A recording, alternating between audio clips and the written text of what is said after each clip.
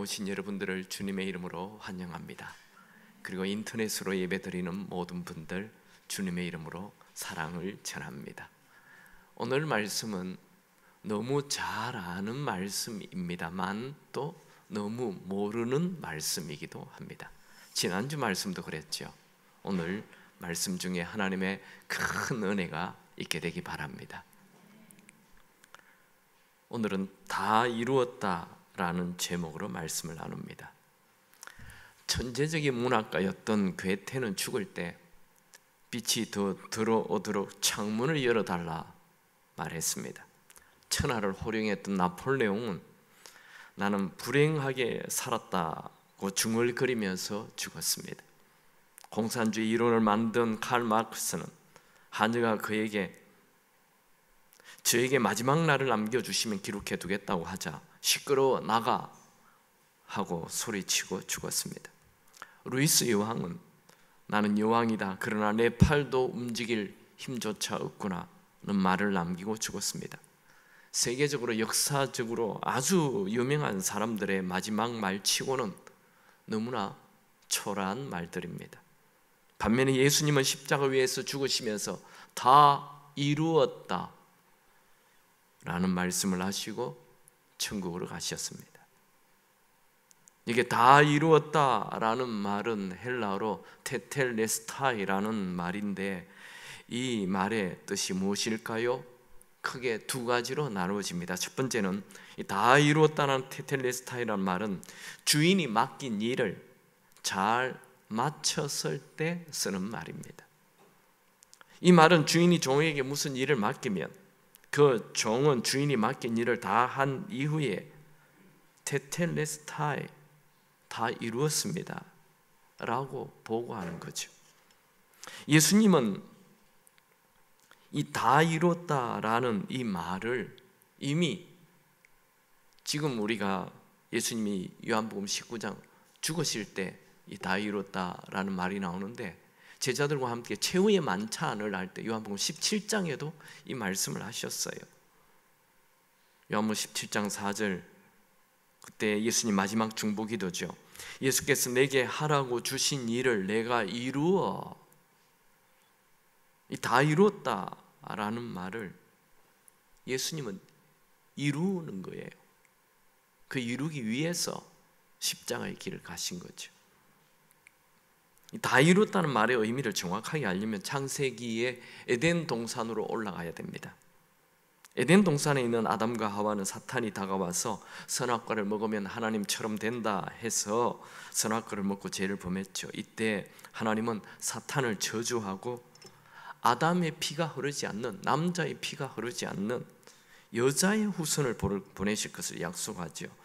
창세기 3장 15절 내가 너는 사탄입니다. 여자와 원수가 되게 하고 내 후손도 여자의 후손과 되게 하리니 여자의 후손은 내 머리를 상하게 할 것이요. 이 창세기 3장 15절을 원복음이라 최초의 성경에 처음으로 나오는 복음, 원복음이라 말합니다. 왜 여자의 후손이 사탄을 머리를 짓밟습니까?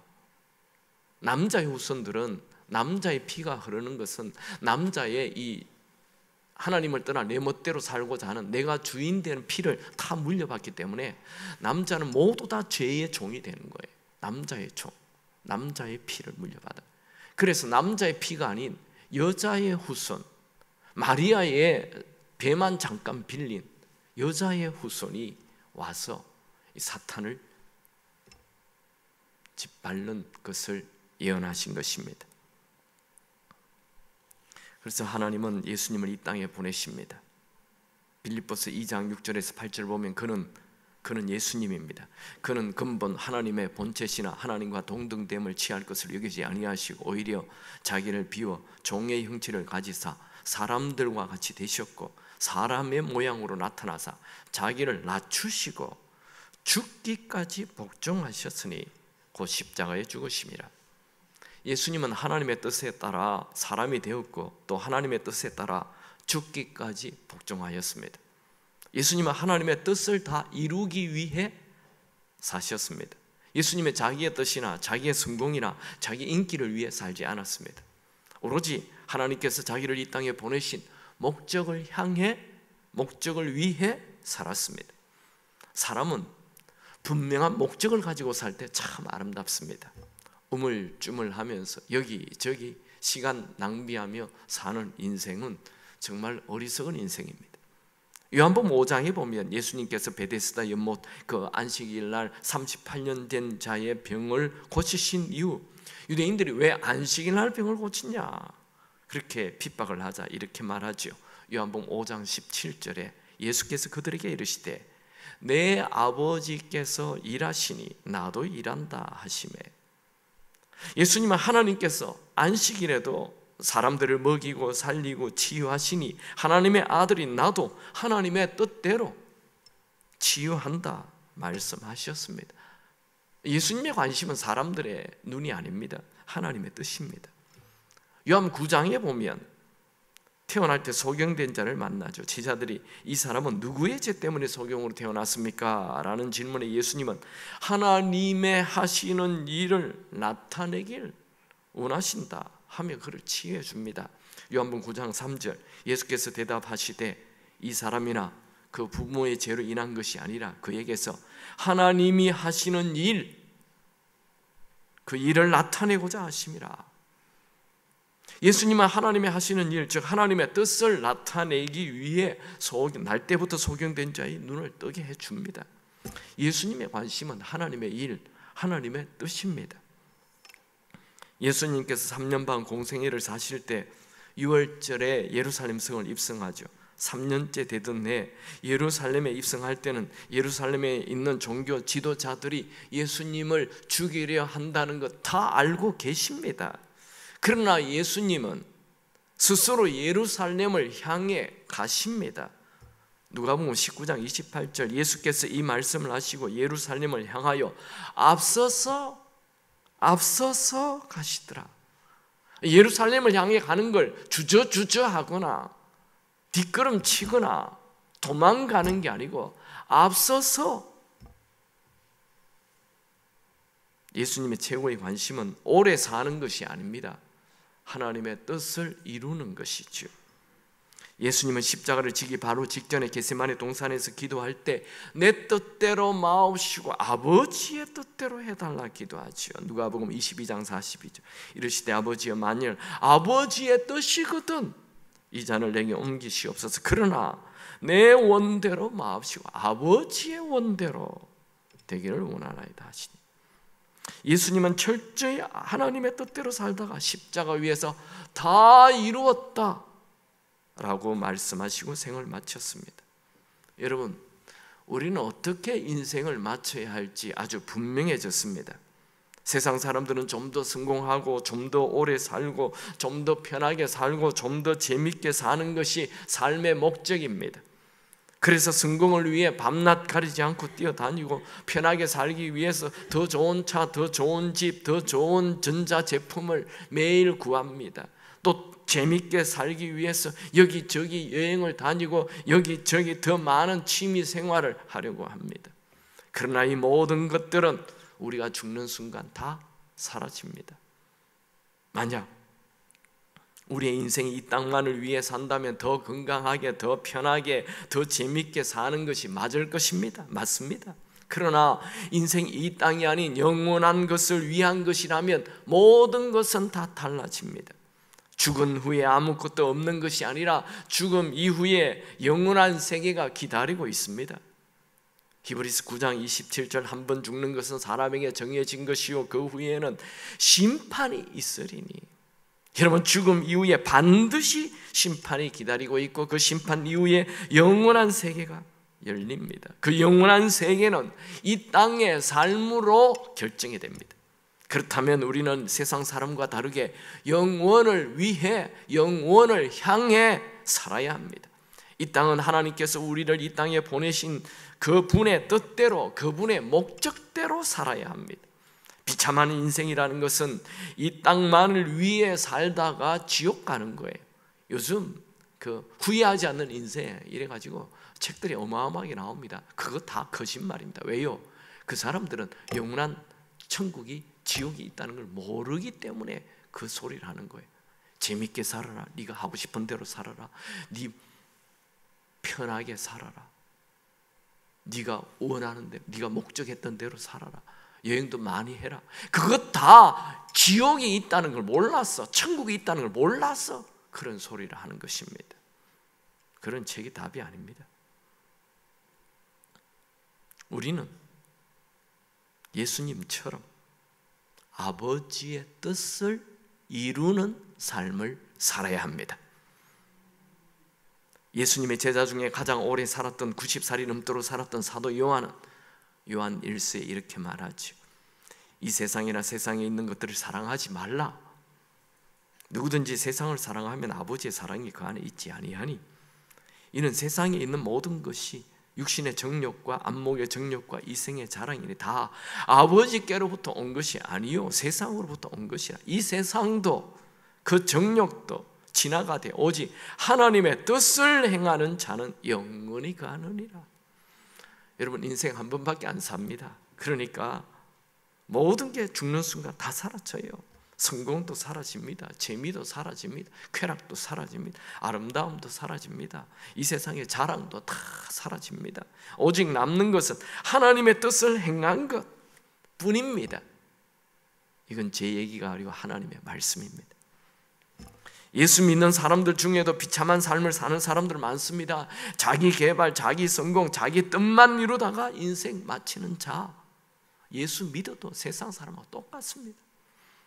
여러분, 우리는 내 뜻을 이루기 위해 사는 자들이 아니라 하나님의 뜻을 이루기 위해 살아야 합니다.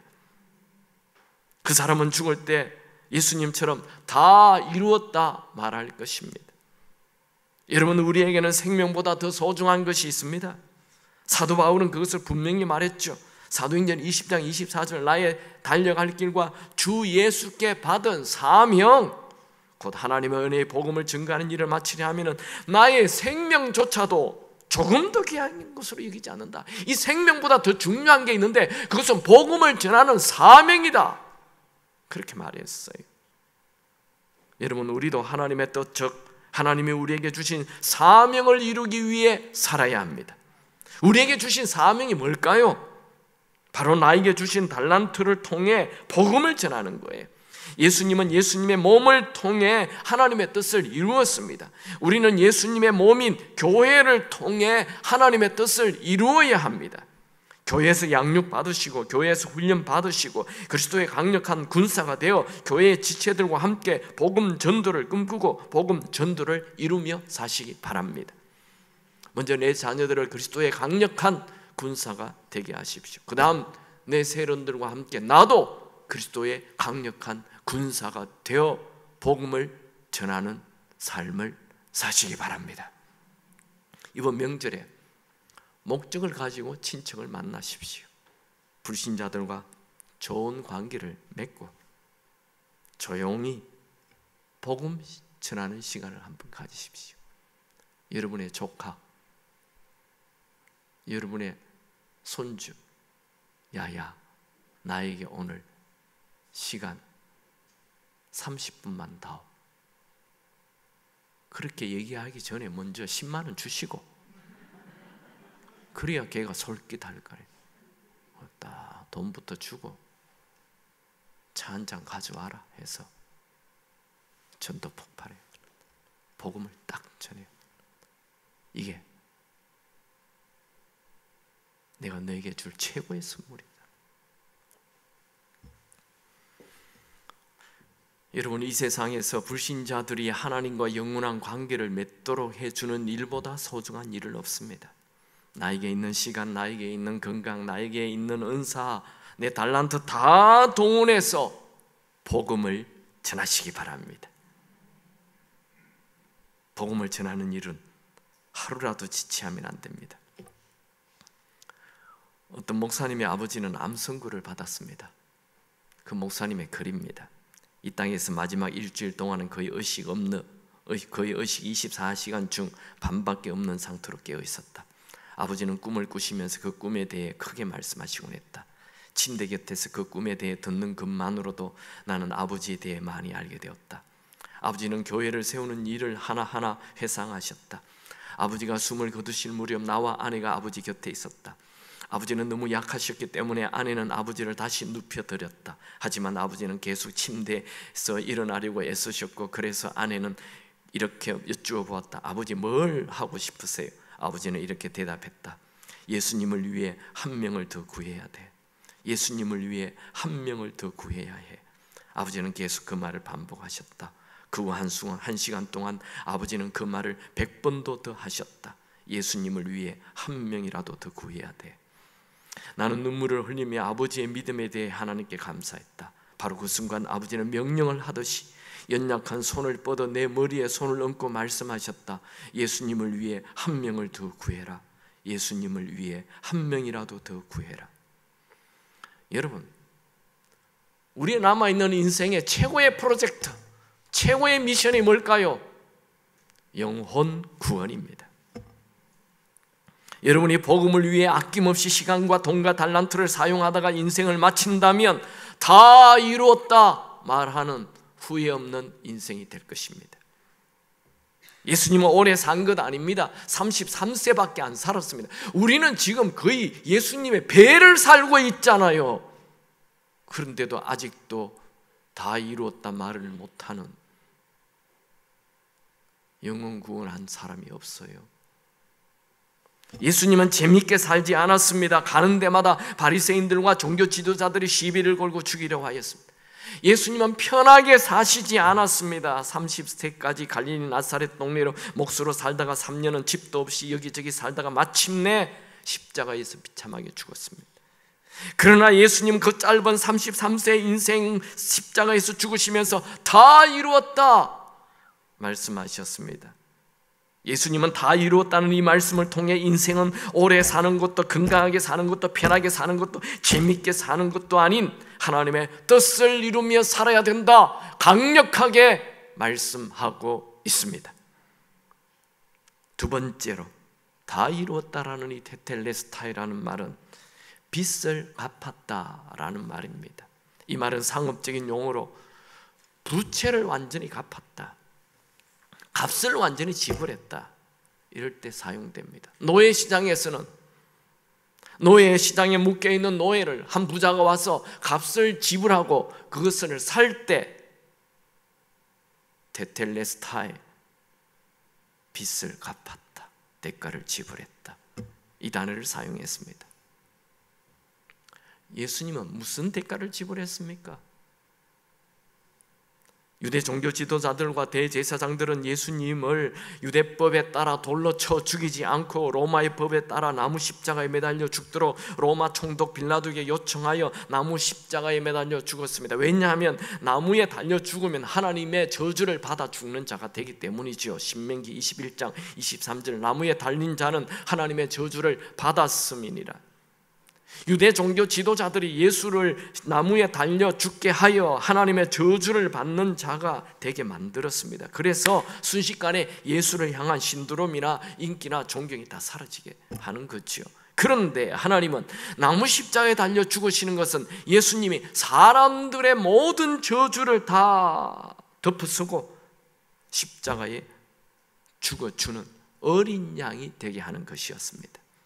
구약에는 매년 6월절이 되면 1년에 한 번 흠없고 점없는 어린 양을 성전에 끌고 와서 자기의 죄를 대신해서 피를 흘려 죽게 했습니다. 그렇게 함으로써 일시적으로 자기들의 죄가 없어지는 거죠. 구약에 나오는 최초의 6월절은 어린 양의 피를 문설주에 발라 장자의 죽음을 피하게 하는 것으로 시작됩니다. 하나님은 이스라엘 백성들을 출애굽시키기 위해서 10가지 재앙을 내리죠. 그 마지막 재앙이 장자의 죽음이죠. 하나님은 어린 양의 피를 문설주에 바르면 죽음의 재앙이 넘어가게 해주겠다 약속합니다. 출애굽기 12장 13절, 내가 애굽 땅을 칠 때에 그 피가 너희가 사는 집에 있어서 너희를 위하여 표적이 될지라, 내가 피를 볼 때에 너희를 넘어가리니 재앙이 너희에게 임하지 아니하리라. 문설주 안에 있는 사람이 도둑이든 사기꾼이든 살인자든 문설주에 어린 양의 피를 바르면 저주가 넘어간다는 거예요. 이것을 기념하여 생긴 것이 유월절입니다. 예수님은 어린 양으로 오셨어요. 세례 요한은 요단 강물에서 예수님을 보자마자 세상죄 지고 가는 어린 양이라 말을 했죠.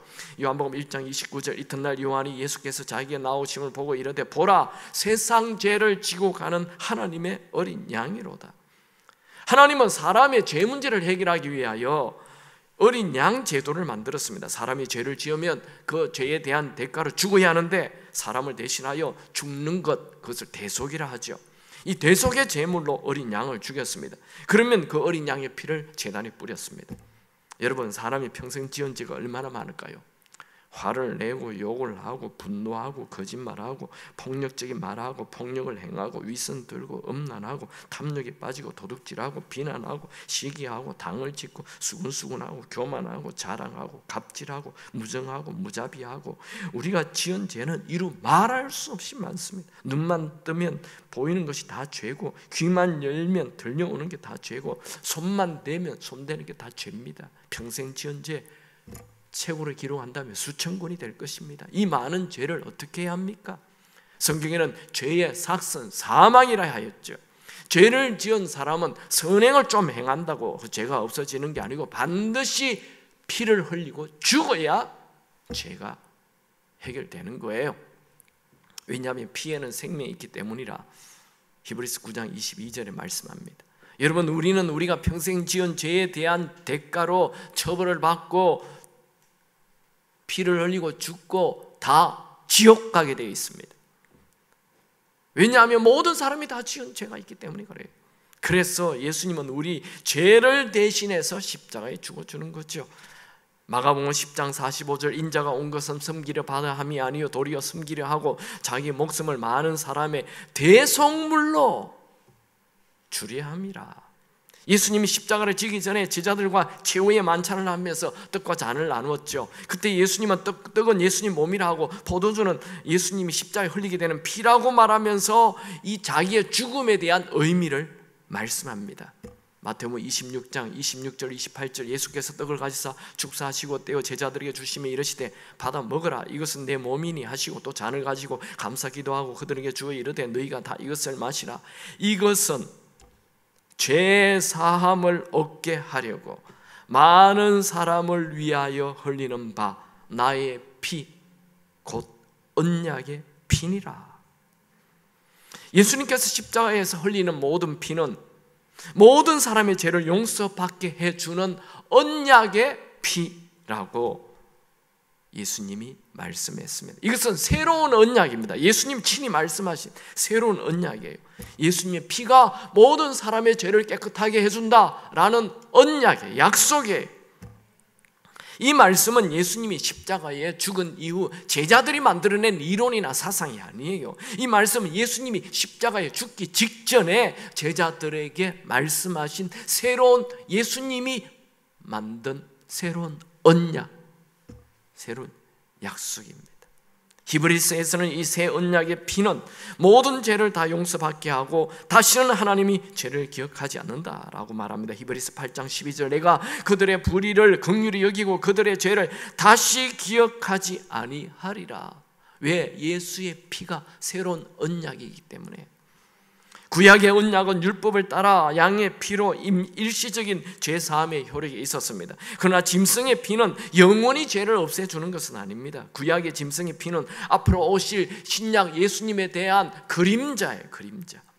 히브리서 기자는 이것을 분명히 말합니다. 히브리서 10장 4절, 이는 황소와 염소의 피가 능히 죄를 없이 하지 못함이라. 소나 양이나 염소의 피는 완전히 죄를 없애주지 못합니다. 일시적일 뿐이에요. 그러나 예수의 흘리는 피는 영원한, 한 번 제사를 드렸는데 영원한 제사가 된다. 히브리서 10장 12절, 오직 그리스도는 죄를 위하여 한 번 영원한 제사를 드리시고 하나님의 우편에 앉았사. 예수님은 한 번 십자가에 죽어 흘리신 피는 영원한 제사가 됩니다. 예수의 피는 인간이 지은 모든 죄에 대한 대가를 지불하는 것입니다. 예수님이 오시기 700년 전에 이사야 선지자는 예수님이 우리의 죄악을 짊어지고 죽으실 것을 예언했죠. 이사야 53장 6절, 우리는 다 양 같아서 그릇 행하여 각기 제 길로 갔거늘 여호와께서 우리 모두의 죄악을 그에게 담당시키셨도다. 이 죄 덩어리를 다 예수님 몸에다가 다 짊어지게 했다는 거예요. 예수님의 수제자였던 베드로는 예수님이 십자가에 죽으시고 부활한 것을 본 이후 이렇게 말합니다. 베드로전서 2장 24절, 친히 나무에 달려 그 몸으로 우리 죄를 담당하셨으니. 예수님은 우리 죄를 담당했다. 여러분, 예수님은 힘이 없어서 대제사장에 체포되어 십자가에 죽은 것 아닙니다. 아니면 예수님이 운이 나빠서 예루살렘 성에 들어갔다가 우연히 체포되어 죽은 것이 아닙니다. 예수님은 태어날 때부터 죄에서 구원할 자로 태어났죠. 마태복음 1장 21절, 아들을 낳으리니 그 이름을 예수라 하라. 이는 그가 자기 백성을 그들의 죄에서 구원할 자이심이니라. 예수님의 출생, 예수님의 생애, 예수님의 죽음, 예수님의 부활, 이것은 성경에 300개가 넘도록 예언이 된 일입니다. 예수님이 우리 죄를 위해 십자가에 죽으셨습니다. 예수님에 대한 예언 중에 십자가에 죽는 그날만 예언이 30개 정도 이루어집니다. 예수님은 우리의 죄를 위해 죽으시려고 이 땅에 오셨고, 우리의 죄값을 치르기 위해 십자가에 죽으셨고, 우리의 죄를 대신해서 십자가에서 보혈을 흘리셨습니다. 그래서 십자가 위에서 다 이루었다, 테텔레스타이, 빚을 갚았다, 죄에 대한 빚을 갚았다, 대가를 치루었다 말씀하셨습니다. 저는 이 말씀을 통해 한 가지를 생각해 보기 원합니다. 그것은 내 모든 죄가 예수의 피로 깨끗게 되었음을 믿어야 합니다. 예수님이 십자가에 흘리신 보혈의 능력을 믿는 것은 죄를 해결하는 최고의 방법입니다. 예수님이 십자가 위에서 처음 달려서 7가지 말씀을 하는데 처음으로 한 말이 뭐죠? 아버지여, 저들의 죄를 용서하여 주옵소서. 여기 저들이 누굽니까? 예수님을 못 박는 로마 병사, 예수를 십자가에 죽게 해달라고 외치고 있는 이 위선적인 대제사장들, 예수님을 향해 침을 뱉고 욕을 하는 그 무지한 백성들, 또 2000년 후에 살고 있는 우리까지 포함하는 것입니다. 아버지, 저들의 죄를 용서하여 주옵소서. 그 용서받는 사람 안에 나도 포함되어 있습니다.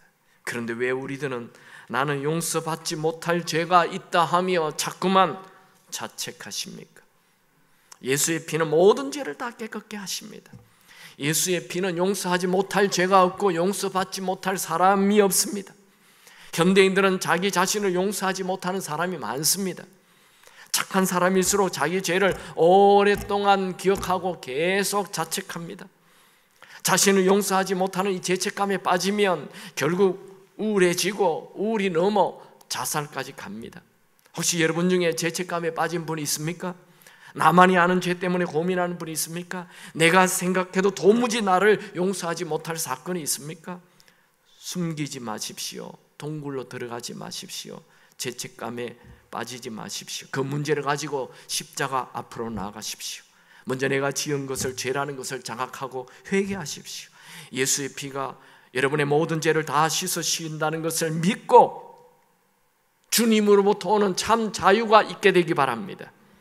요한일서 1장 7절, 그 아들 예수의 피가 우리 모든 죄에서 우리를 깨끗게 하실 것이요, 예수의 피는 모든 죄를 다 깨끗하게 하고 모든 죄를 다 용서받게 하십니다. 하나님은 예수의 피를 의지하기만 하면 모든 죄를 다 용서하고 기억도 하지 않으십니다. 우리는 우리 죄를 기억한다 해도 하나님은 예수의 피를 의지하기만 하면 아무리 큰 죄라도 다 용서하시고 조금도 기억하지 않습니다. 정말일까요? 네, 예수님이 대가를 지불하였기 때문입니다. 예수님이 다 이루셨습니다. 그것이 예수의 보혈의 능력입니다. 여러분, 하나님께서 용서하셨다는데 내가 나를 용서하지 못하는 것은 내가 하나님보다 높다는 말이 됩니다. 이것은 교만입니다. 이것은 말씀을 믿지 않는 불신입니다. 여러분의 모든 죄가 예수의 피로 깨끗게 되었음을 믿으시기 바랍니다. 다 이루었다는 이 말씀을 믿으시기 바랍니다. 예수님이 우리가 지은 죄에 대한 대가를 치렀다고 말씀하는데 누가 우리를 정죄하겠습니까? 여러분 스스로 자학하지 마십시오. 자책하지 마십시오. 예수의 피를 의지하고 자유케 되기 바랍니다. 여러분의 모든 죄로부터 자유케 되길 축원합니다. 어떤 권사님은 자신이 젊은 날에 낙태한 것이 평생 짐이 되어 늘 죄책감 속에 평생 불면증을 앓고 살았습니다. 어느 날 목사님께서 예수님이 십자가에서 다 이루었다는 말씀은 우리의 모든 죄를 다 짊어지시고 대가를 지불하였다라고 말씀하실 때 군사님은 자신이 지은 그 낙태 죄를 위해 예수님이 대가를 지불하셨다는 것으로 다가왔습니다. 그날로부터 군사님은 편안하게 잠을 잘 수가 있었습니다. 여러분, 예수님은 우리의 모든 죄에 대한 대가를 십자가에서 다 지불하셨습니다. 여러분, 우리가 뭐 착한 일을 한다 해서 의로워질 수 없습니다. 우리의 의라는 것은 한낱 더러운 걸레와 같습니다. 우리의 걸레 같은 의로움을 버리고 예수의 피를 의지하고 사시기 바랍니다. 우리가 의로워질 수 있는 방법은 날마다 예수의 보혈을 뒤집어 쓰고 예수의 보혈을 의지하고 예수의 보혈을 믿고 사는 것입니다. 여러분, 날마다 예수의 보혈을 믿으시기 바랍니다. 그 예수의 보혈로 여러분을 덮으십시오. 예수의 보혈로 여러분의 가정과 여러분 가족을 덮으시기 바랍니다. 예수의 보혈로 여러분의 미래를 다 덮으시기 바랍니다. 예수의 보혈이 있는 곳에는 은혜가 있습니다.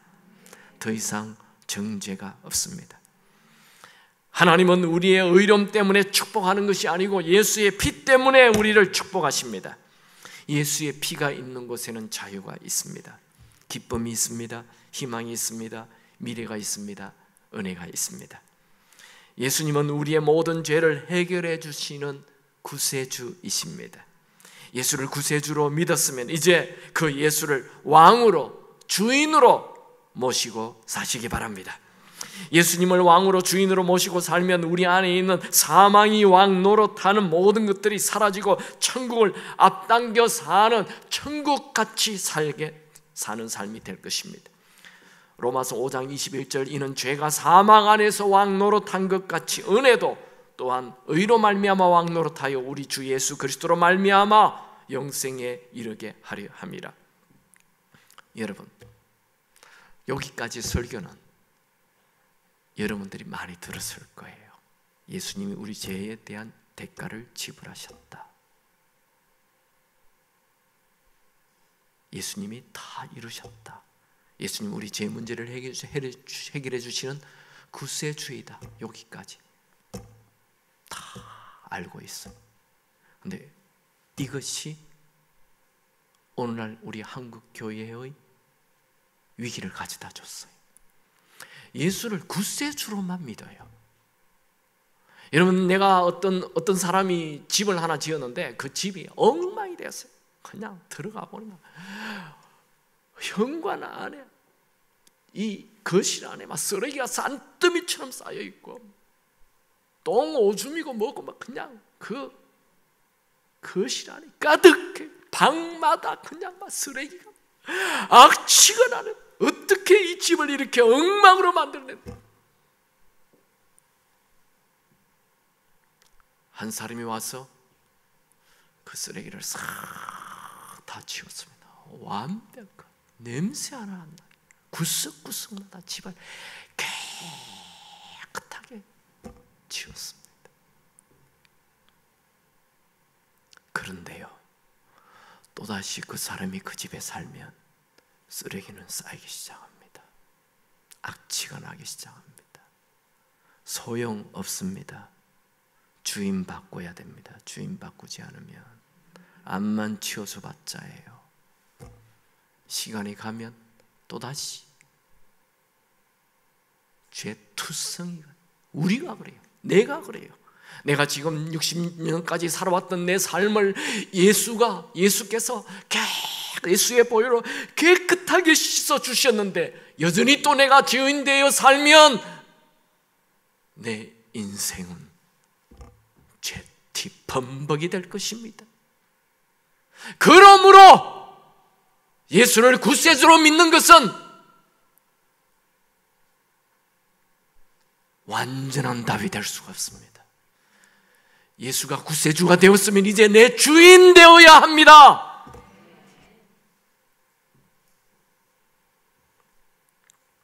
제가 여러분 이 테텔레스타이 이거는 대가를 지불했다고 했죠. 죄에 대한 대가를 지불한 노예가 있어요. 노예 시장에 노예를 어떤 부자가 와가지고 노예를 값을 치르고 샀어요.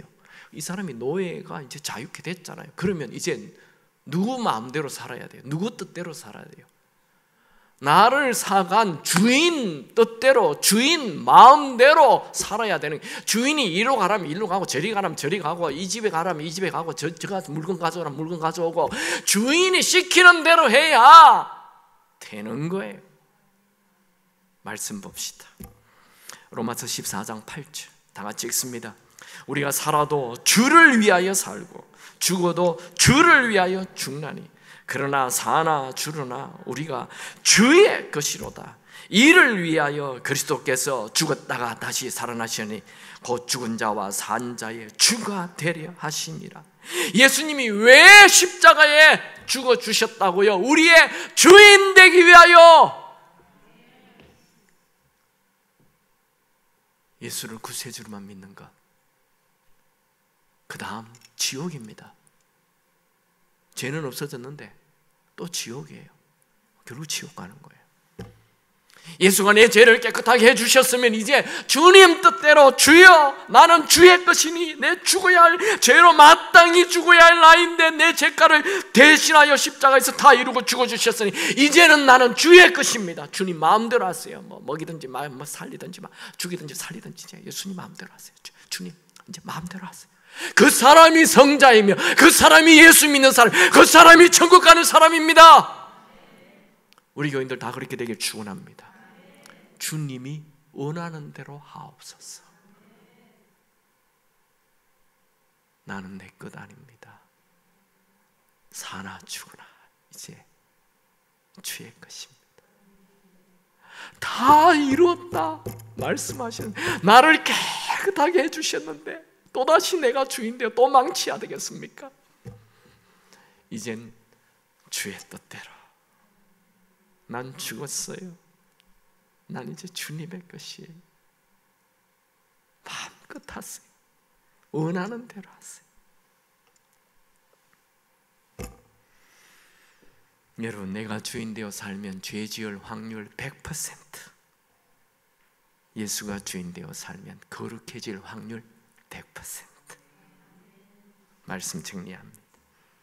다 이뤘다는 말 첫 번째, 맡겨진 일을 다 완성했다는 것입니다. 우리는 내 뜻 이루기 위해 이 땅에 온 것 아니고 하나님의 뜻 이루기 위해 이 땅에 왔습니다. 여러분 주변 사람 예수 믿게 하는데 쓰임 받기 바랍니다. 제가 아는 많은 분들 나이 60 이후에 은퇴한 이후에 오로지 복음만을 위해 사는 분들이 꽤 있습니다. 두 번째, 다 이뤘다는 말은 빚을 갚았다라는 말로 죄에 대한 대가를 예수님이 십자가에서 다 지불했다는 것입니다. 이제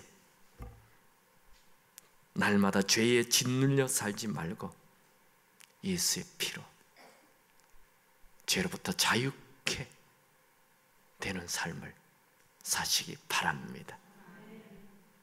죄로부터 자유케 되었으니 또다시 죄 짓는 자 되지 마시고 예수가 주인 되어 하루하루 사는 삶이 죄의 캐리어를 쌓아가는 것이 아니고 하루하루 사는 삶이 거룩의 캐리어를 쌓아가는 그런 위대한 인생이 되기를 축원합니다. 찬양하죠. 구주의 십자가요 보혈로